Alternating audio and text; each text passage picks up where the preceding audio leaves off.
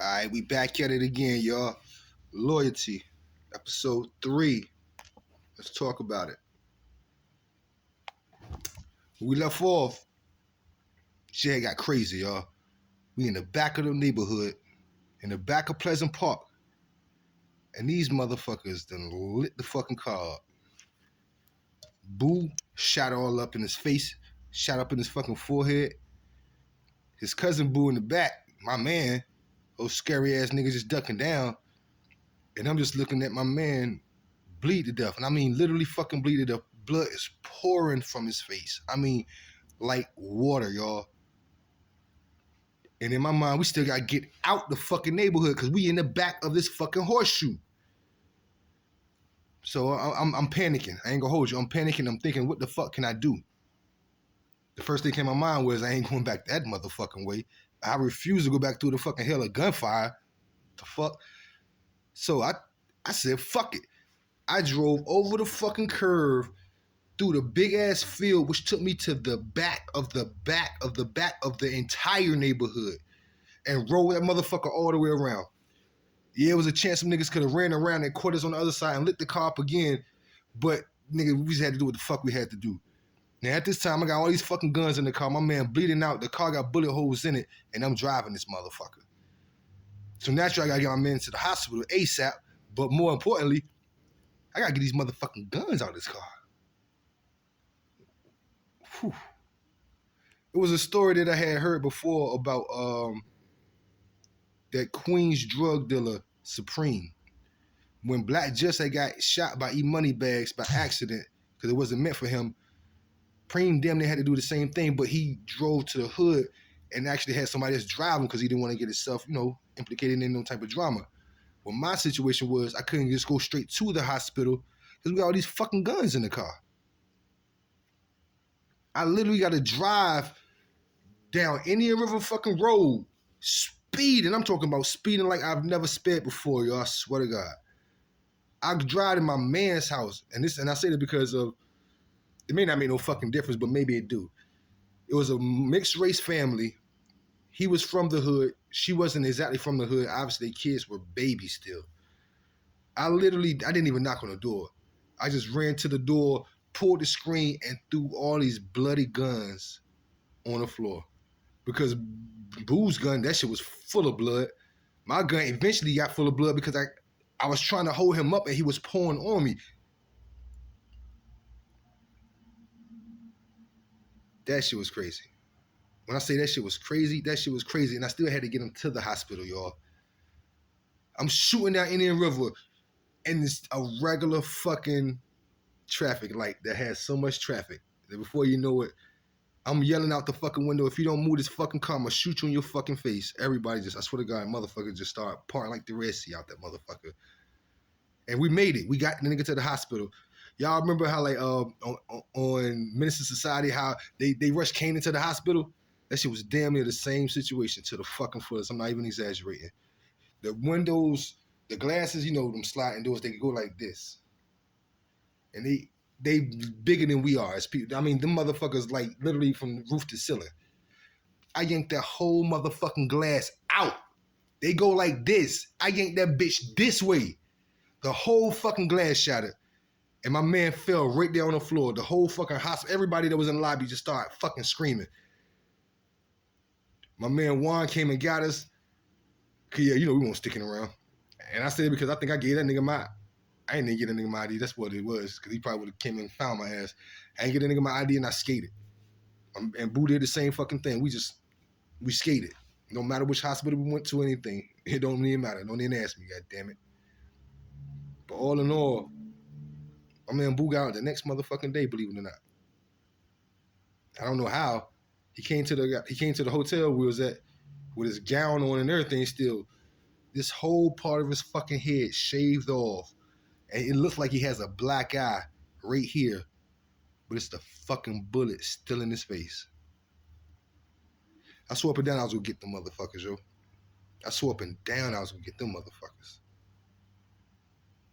But right after that, literally right after that, maybe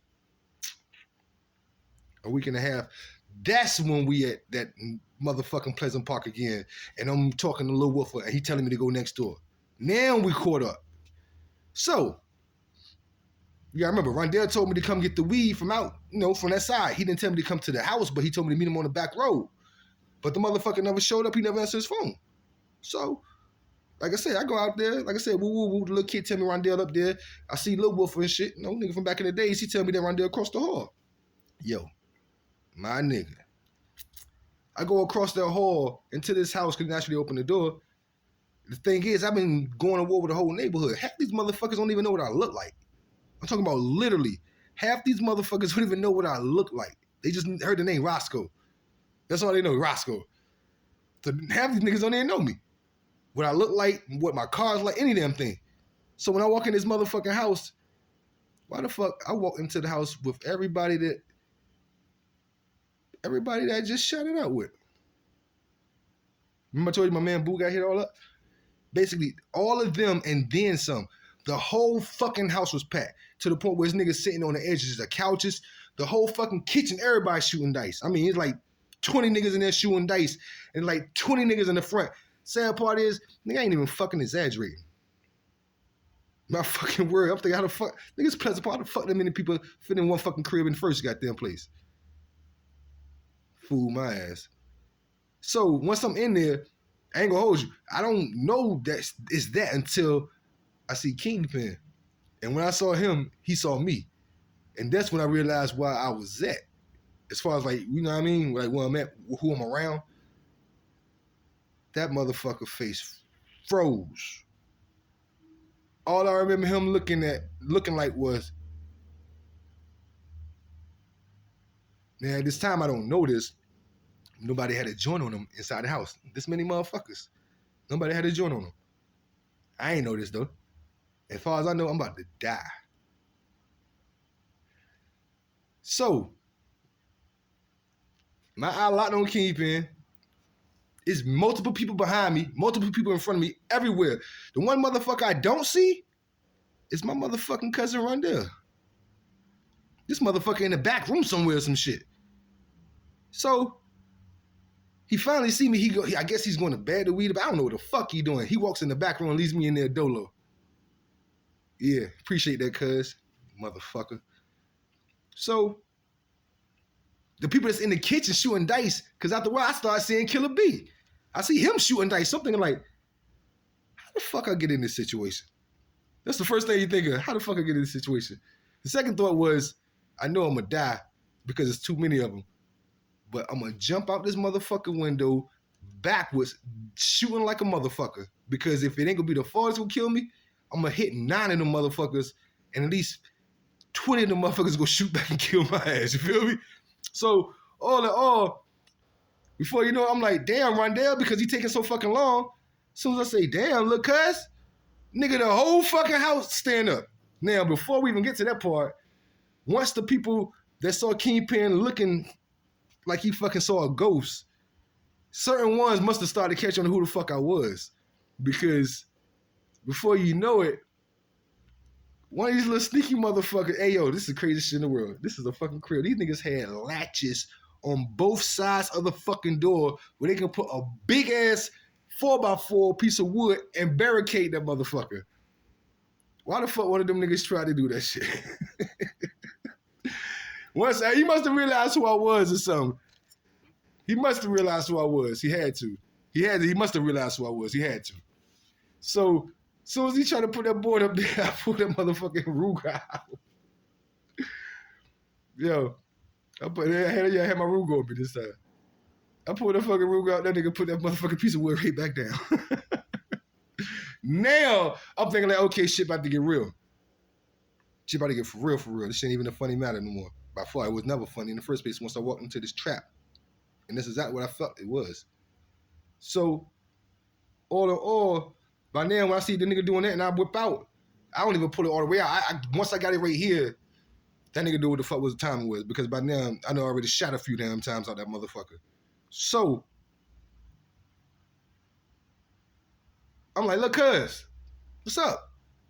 Because by now, I've been in this motherfucker for damn near 10 minutes. And at the end of the day, nobody ever said, literally, the war is over. Nobody said that. So I probably violated coming out there, but I don't give a fuck. I mean, I ain't gonna hold you. I don't care. I really don't. Because I knew what the fuck I was doing at that time, and I know how far I was willing to go. I ain't gonna lie, I know I had a strong team too. I ain't even gonna hold you. But in the same sense, I knew how far I was willing to go. As soon as I said, look, cuz, what's up, nigga, the whole fucking house stood up. The whole house, all 20 niggas in the dice game stood up. Everybody, yo, that shit was so crazy. That shit was crazy. All of these motherfuckers against me. But in my mind, I'm thinking like, I mean, at this point, I ain't gonna hold you. And that's some scary shit, because that's just probably like the first time I did it. The second time I did it was when I got my kidney ruptured. And I told God to just take me. Basically saying I knew I was gonna die. But this time right here, Kurt Cobain. By now I'm thinking like, I know I ain't gonna make it out of here. One, ain't about to hear about this shit. Cause I'm about to make a motherfucking scene in this motherfucker. And I know I ain't gonna live, but I promise you, gonna be like, yo, that nigga held it down. Out of the crowd in the kitchen shooting dice comes TJ, because it was his house. TJ and my cousin Rondell, they super tight.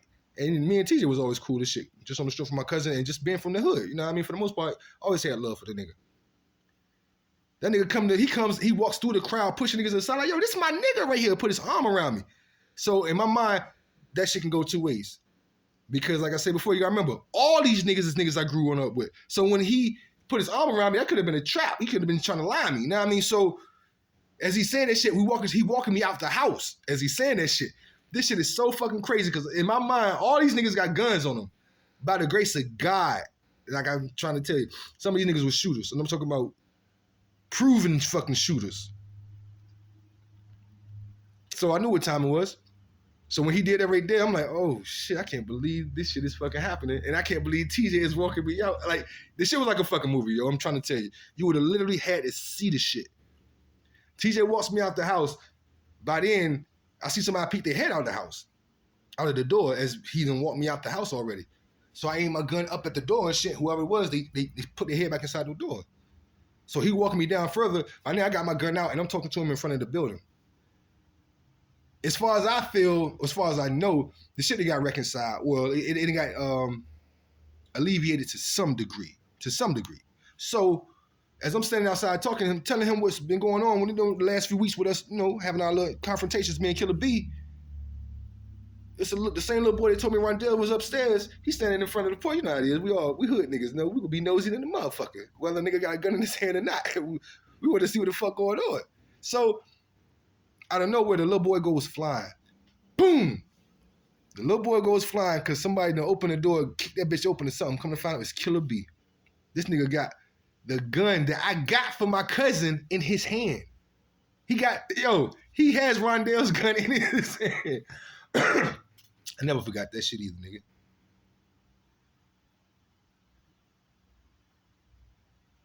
Anyway, this nigga come to the door like, yo, John, you coming out here looking for me? Which he had it right to, because like I told you, my pride was in the way. I'm always blaming it on my pride at the end of the day. And then, yo, John, you coming out here? Da-da-da-da-da. In my mind, I'm thinking like, I don't even know how the fuck I survived being up there with that many niggas with that many guns. Because as far as I know, everybody's strapped in that bitch. I ain't got time to talk. Boom, boom, boom, boom, boom, boom, boom, boom, boom, boom. So I started shooting. Now, with that being said, at some point, my cousin Rondell stood beside him as he was talking shit. So it ain't a matter of me trying to hit my cousin hands down. I won't. But if he would have got motherfucker here, I wouldn't have felt the worst in the fucking world. Because nigga, your ass was standing over there instead of standing over here. It's funny because he joked me later. He like, nigga, your ass can't shoot. He didn't realize, nigga, I just started dumping. The first thing that came to my mind was, this nigga has a gun in his hand and he's talking real aggressive, building himself up to do some wild shit. So, no, I'm cutting that conversation off. I started dumping. TJ go that way. He jumped that way. So once he see me start shooting, Killa B jumps back inside the hallway. I don't remember where the little kid was at because he was somewhere, right? I don't fucking know. Like I said, my mom be thinking, shit be happening too fast. I don't know. Fucking human. Rondell he dozed the other way. I don't know. I ain't even fucking care at that point. Cause like I said, I did notice that your ass was standing over there. So, all in all, and this is the funniest shit in the world, y'all. As I'm doing all this shit, as I'm coming to get the weed, as I'm walking up the stairs, as I'm finally whipping my gun out in front of all these motherfucking people, and even as I'm downstairs talking to TJ in front of the house before Killa B even opens the door, I got my girlfriend's I Love Kitty slippers on throughout all this shit. I don't even got no fucking shoes on. And I got a stick shift. Soon I start dumping, boom, boom, boom, boom. I ain't gonna hold you. I let off the clip. Whatever was in my clip, that's what I let off. I dove in that motherfucking car like, I'm out. I forgot I had a stick, though. I forgot I had a stick. You know how it goes. Some shit you just did wrong, you try to get the fuck out of there. Nigga, I got in that fucking car like, oh, shit. And I had only, but so long, even learned to drive a stick shift. I bought my car and didn't even know how to drive that motherfucker. I had to call my old connect to come up there to show me how to drive the motherfucker off the parking lot. And we had to do it without a dealer seeing us. But anyway, after I let off and dump off, I'm trying to start the car up. I don't know where I start hearing, boom, boom. One of the motherfuckers, I saw the fucking bullet literally hit the car and literally just fall in the fucking floor like, I'm like, what the fuck? Hell no. Nigga, I get out, I swear to God, I left my gun in the car, crawled out the passenger seat, and I hauled ass on foot, yo. Fuck them slippers, nigga. I'll buy you another motherfucking pair, nigga. I hauled ass. Now, with that being said, I skate, no gun, and in my mind, I'm dead again. Because now I done set it off, and all these niggas got guns. I'm on foot, my car's still there with them, and my gun is on the seat. Craziest shit in the fucking world, y'all. I'm thinking like these niggas about to come around the corner and kill my ass for sure, because I did the most. But nobody came. I ain't gonna hold you. I had to call my old head. My old head is a fucking G, yo. I'm not even gonna say his name, but my old head is a fucking G. And a lot of people know my motherfucking old head. The first thing that nigga said when I got in that car, because he came and got my ass from wherever the fuck he was at. I called Fat Boy. I think this nigga, one, must have thought I was lying, or he just ain't had no wheels, or maybe he just felt that I was just doing too much fucking with these niggas. Cause I ain't gonna lie, like I said, I may have been violated. I don't know. Maybe my pride was getting to me. Maybe I don't fucking know. But Fat Boy ain't come get my ass, motherfucker. And my old head came and got me. As soon as my old head got me in the car, the first thing that nigga said, you need to kill your cousin. Nobody would never do that shit. My cousin went there to me because you know how to kill his ass. You need to kill your cousin. Nigga, it's crazy as shit. With my adrenaline pumping that fast, with all that shit that just happened, this crazy motherfucker scared the living shit out of me telling me that shit so freely. And the sad part is he was right to some degree, because what the fuck was my cousin thinking? You know how it goes, like once you gone, you gone. So what was he thinking? So as you can see at this point, shit getting real. Like niggas trying to take niggas' heads off of every goddamn thing, yo, for real. And wildest shit in the world, yo. Like I said before, because Rondell is part of their crew to some degree, but he ain't trying to dead the shit in any kind of way. And he know I don't give a fuck about dead in it or not. He know that nigga Killa probably don't give a fuck about dead in it or not. So he just like fuck it. The same one that I got down here working for me. The same one I looked out for so many damn times. I never forgot that shit. Just that concept. You smell me? Funniest shit in the world though. I got another cousin. Love this nigga to death. Nigga named VT. And we was all living out Portsmouth then. That nigga called me up. I'm thinking, ain't gonna lie, we was doing the fucking most, y'all. It don't matter what niggas was getting the guns from, niggas stayed with fucking guns. So that nigga sold me a tech one time. Oh my God, that shit was my motherfucking nigga. So naturally, when he called me, told me to come to the crib, I'm thinking that's what it's about. I'm like, nigga, it's right now I need these motherfuckers, nigga. I get to the crib, this nigga on the goddamn phone. This nigga hand me the phone. I'm like, the fuck, nigga, this ain't no goddamn gun. What the fuck you give me your phone for? He's like, yo, here, talk to him. I'm like, huh? This nigga put me on the phone with Killa B. Craziest shit in the world, right? My little cousin, super close to him. It just so happens my other cousin VT, super close to him. You smell me? But you gotta remember, I told y'all, I know all these motherfuckers really. This is like basically my hood overall. This is where I'm from. These is my childhood friends, all of them. And they little brothers, you smell me? Or they nephews and shit like that. Weirdest shit in the world. It just so happens I went away and came back. So by now I'm like, yo, who the fuck is this? He's like, yo, it's Killa. I'm like, how the fuck you do that for, nigga? We're like, talk to him, cuz. Hello? Like, yo, what up, yo? Evidently they had already had a conversation about the shit. And the nigga was like, yo. I'm like, what up? Like, yo, like, who this? I'm like, yo, this is Roscoe. Like, who? Let's go. Like, who? The nigga that was shooting at you, nigga. Like, oh. Hey, yo, I ain't got no problem with you, bro. I never had a problem with you. This shit was over some pussy and shit. Like, yo, I wanted to tell you that day when we got into the last shootout, but I ain't want to like no sucker in front of my niggas and shit. Yo. I ain't gonna hold you, yo. That shit moved me like a motherfucker. But I'm gonna tell you why. Throughout this whole story, I've been telling you about my pride. You feel me? And my ego and all that shit that had me making some of the dumbest fucking decisions in the world. Like straight up, I mean like the dumbest. Any man, and this is just how I was raised. You know what I mean? And I consider that being raised right. Any man that can say some shit like that and apologize to me or try to mend a situation like that, I respect the fuck out you. I don't give a fuck what kind of issues we had before. Just for you to have the heart to tell me that. Of course, I'm gonna have my eyes open to make sure it ain't a trap. But for the most part, as long as that shit's sincere, oh no, I'm a grown man. You smell me? And even at the age then, I was a grown man. Hey yo, crazy shit in the world. We did that shit right then and there. Just over one fucking phone call. One phone call. Now, another part of why I ain't had no issue there, because you gotta remember somebody got hit.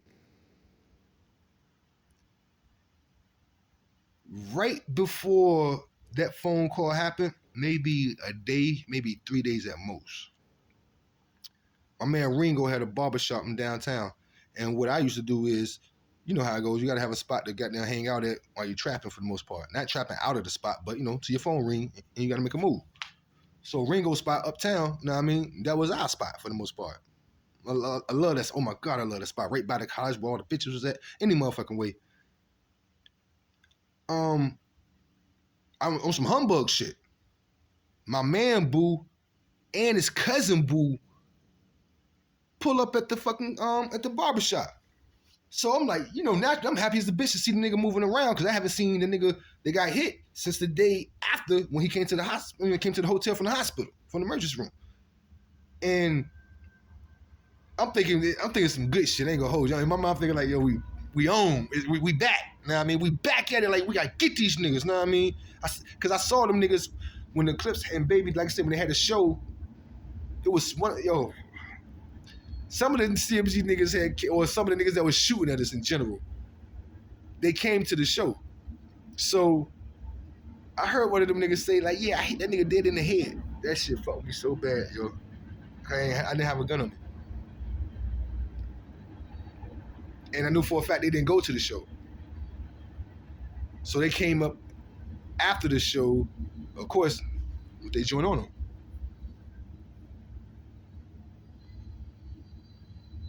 Of course, they ain't do shit, of course. But at the same time, like I told you, we was with the Clips and shit. So we was out that bitch pretty fucking deep. My old head, Juan, Sonny, Silk, Pretty, everybody. I mean, we was out there, we was super deep, even if they weren't right there with us as we was talking to them. But I never forgot that shit. So that's what I'm telling Boo and other Boo, like, we gotta get these niggas, yo. Da-da-da-da-da. And they're like, hell yeah, no doubt.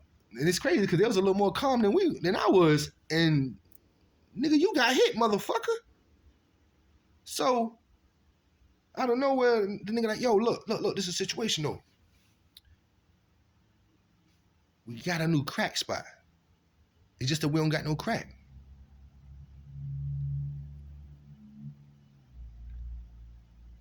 Huh? Now, for one, we never use no fucking word like crack. And for two, we never use no word like a crack spot or a crack house.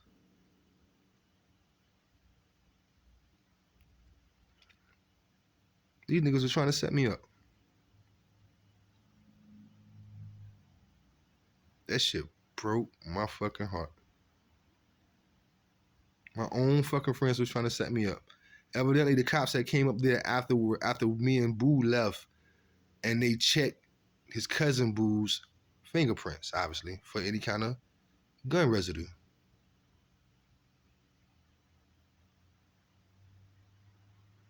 This nigga tried to set me up.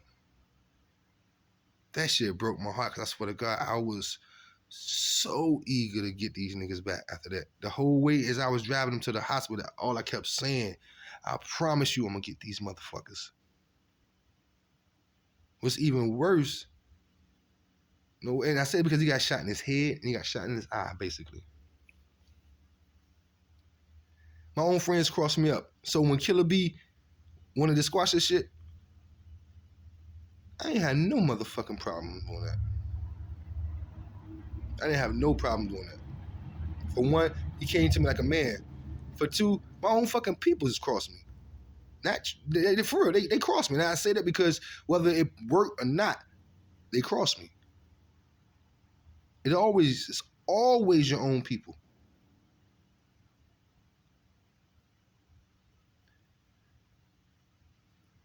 That's life for you. That's life for you. And you want to hear some more irony about this situation? I told you Boo got shot in his eye and in his head. Earlier that day, my man Boo was dealing with one of the bitches that his cousin's Boo's wife was friends with. She stole some crack from him. And I said, this nigga got me saying, she stole some fucking work from him. My dumb ass, trying to be creative, calls the bitch and tell her, we got this nigga Boo. Lily, I leave this on her voicemail. We got this nigga Boo. If you don't give me my fucking work back, bitch, that was my motherfucking work, you stupid ass bitch. If you don't give me that fucking work back, I'm gonna put a bullet in his fucking head. Hung up the phone. Now that bitch got that shit on her fucking voicemail forever, if need be. Now, picture if Boo would have died that day. After he got hit those 2 times in that car, picture if he would have died. I had just basically lined myself up to take the blame for all that shit had popped off. Because I won't go tell on them niggas. So naturally, when they see that his head got popped, oh, they got a voicemail right there saying that, yo, I'm gonna pop this nigga in his motherfucking head.